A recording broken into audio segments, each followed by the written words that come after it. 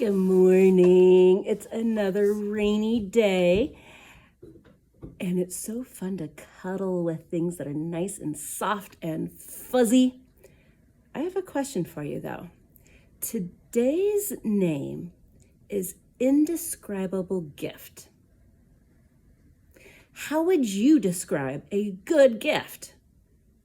Friendship is an amazing gift, but I can explain that.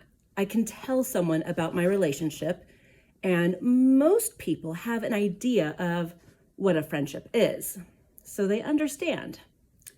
I can tell you about some of the skills that I learned, how my mother taught me to sew, and I learned how to use tools from my dad.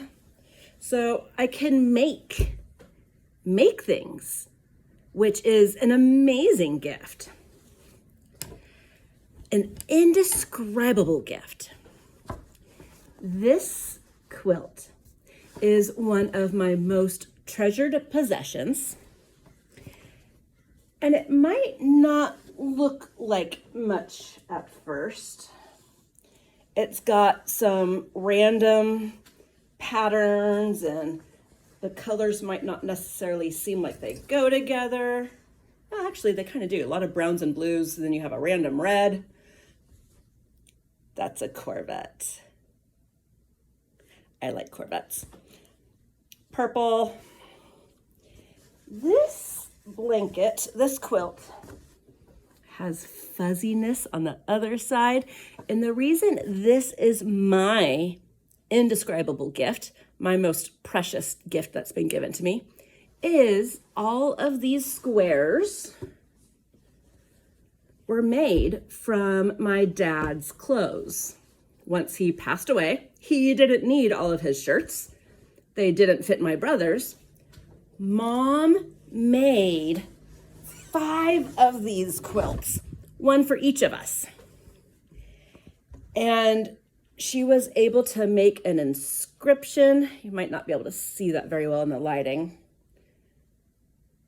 And it looks like I need to wash it. It's getting a little worn out.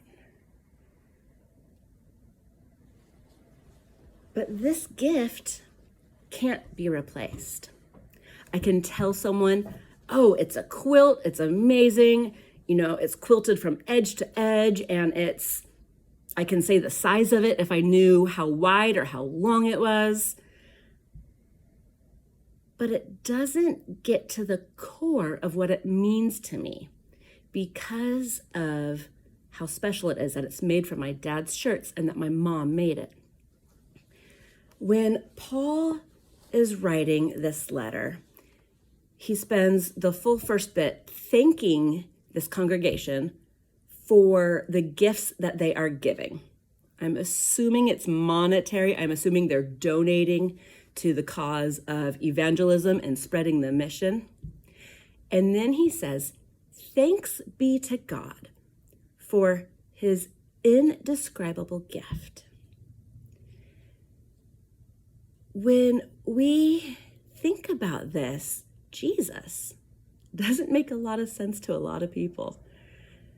It's hard to describe how the God of the universe, who is so holy and perfect, would send himself, his son, to earth to live a very meager life. It was not an easy life being under Roman rule at that time.